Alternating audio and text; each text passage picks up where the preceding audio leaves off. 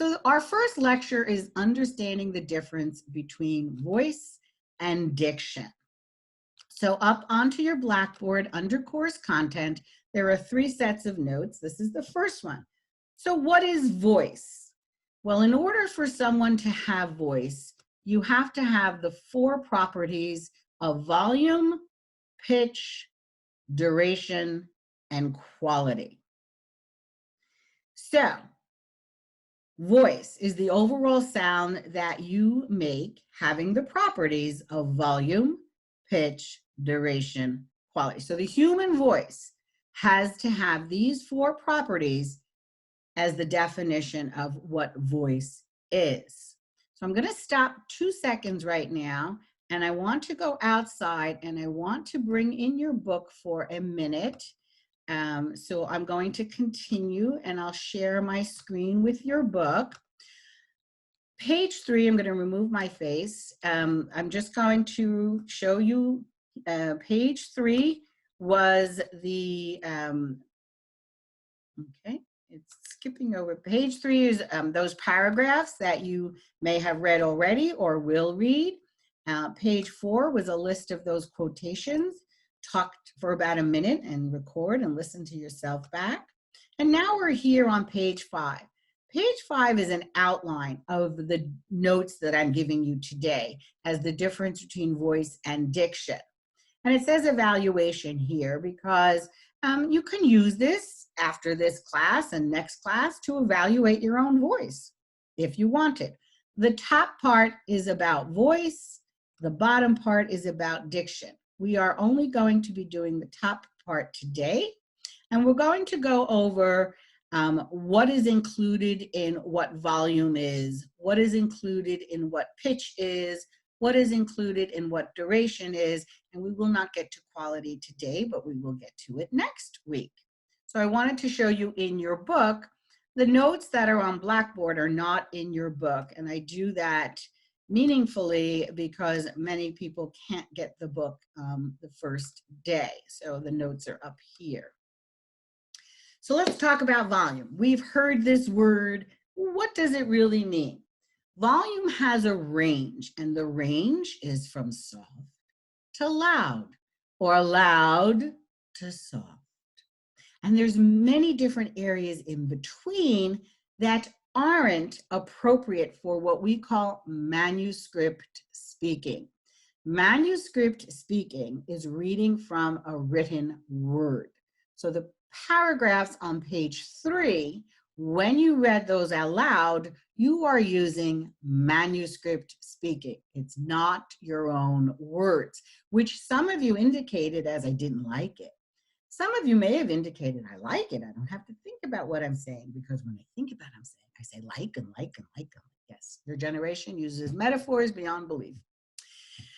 So we're going to learn what is called appropriate volume and how that enhances the message.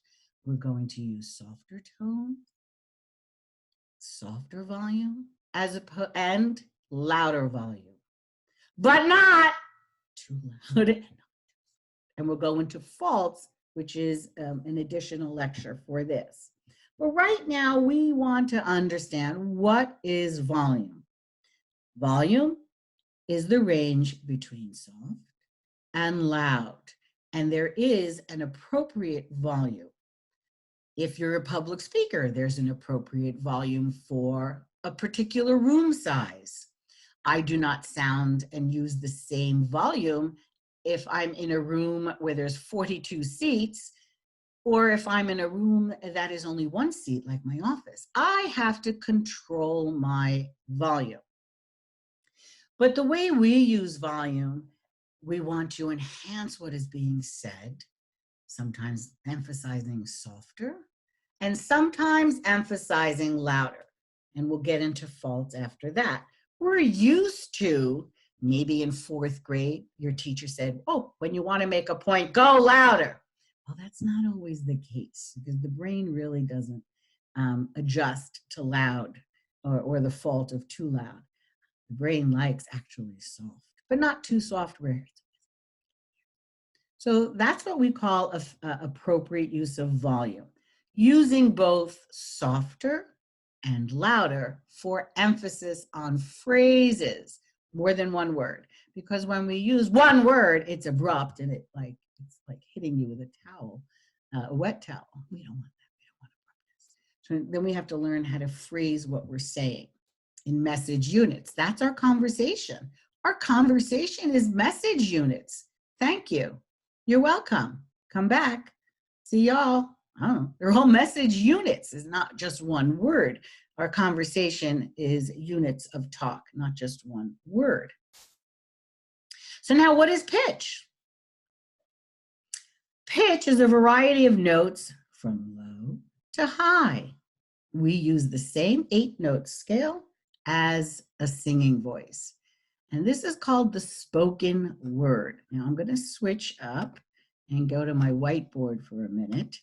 If you are a fan of America's Got Talent, last year the spoken word won.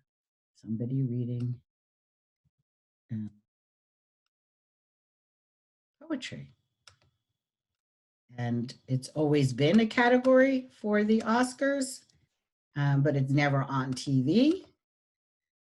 It's always like private, done ahead of time, but now it's come into the forefront, the spoken word. Now people are used to poetry slam, but that's not the only spoken word. When you listen to books on tape, audio recordings, that's the spoken word. We're using different dimensions of those 4 properties we're talking about. This is one area we're probably not used to. The spoken word can use the same notes as the singing. 1, 2, 3, 4, 5, 6, 7, 8, 8, 7, 6, 5, 4, 3, 2, 1. Spoken. 1, 2, 3, 4, 5, 6, 7, 8. 8, 7, 6, 5, 4, 3, 2, 1. Hey, can you do this? That's your homework. Can you hear yourself producing 8 different notes in the spoken word? So I'll exercise it again. 1, 2, 3, 4, 5, 6, 7, 8. 8, 7, 6, 5, 4, 3, 2, 1. Homework. Go into your bathroom. Close the door. Our voice sounds the best when there's humidity around, so if you want, turn on the shower. If not, that's fine. Can you hear and record yourself? Your voice doing 8 distinct notes. In most cases, 3, 4, and 5 are going to sound similar as an amateur. It may sound like 1, 2, 3, 4, 5, 6, 7, 8. 3, 4, and 5, your head may go up, but your voice isn't. We tend to clump these 3 together. Going down is easier, so you can actually, if you find yourself stagnating and clumping and not hearing the difference, go down the scale. It is easier to go down than to go up. Also, the second test to make sure that you are producing the 8 notes. You start with 1, 1, 2. Then you take 2, 2, 3, 3, 4, 4, 5, 5, 6, 6, 7, 7, 8. And then you can actually hear that you can produce the 8 notes in the spoken word. So, questions? Any questions? Comments on volume or pitch? No. Hi. Oh, sorry. No, go. Hi. No. Hi. So I get confused sometimes with volume and pitch because I really don't know what pitch means, because I felt like pitch is when you sound squeaky, but I'm not sure. Okay, pitch are the 8 notes. So I'm going to stop sharing this for a minute. I'm going to pull up your book for a minute, and we're going to go into your paragraphs for your book for a moment so that you can hear the difference between volume and pitch right now. It's taking a while to flip a page for me. Okay, I'm going to remove my face. So here's volume. How to live. That is the essential question for us. Not how to live in the mere material sense only, but in the widest sense. So I just put soft, loud, soft. Okay. Now here's pitch. How to live. This is the essential question for us. Not how to live in the mere material sense, but in the widest sense. The general problem, I didn't use volume at all. I just used notes going higher and lower. So let's just take the first 3 words, how to live. That's boring. Here's volume. How to live. That's soft volume. How to live. Louder volume. Now using both soft and loud. How to live. I use loud and soft. Now pitch. How to live. How to live. How to live. All different. And you could even combine them. Soft volume and pitch. How to live. How to live. As you can hear, there are a variety, and just that one breath that you took, look how much goes into deciphering how to say what you're saying in manuscript reading.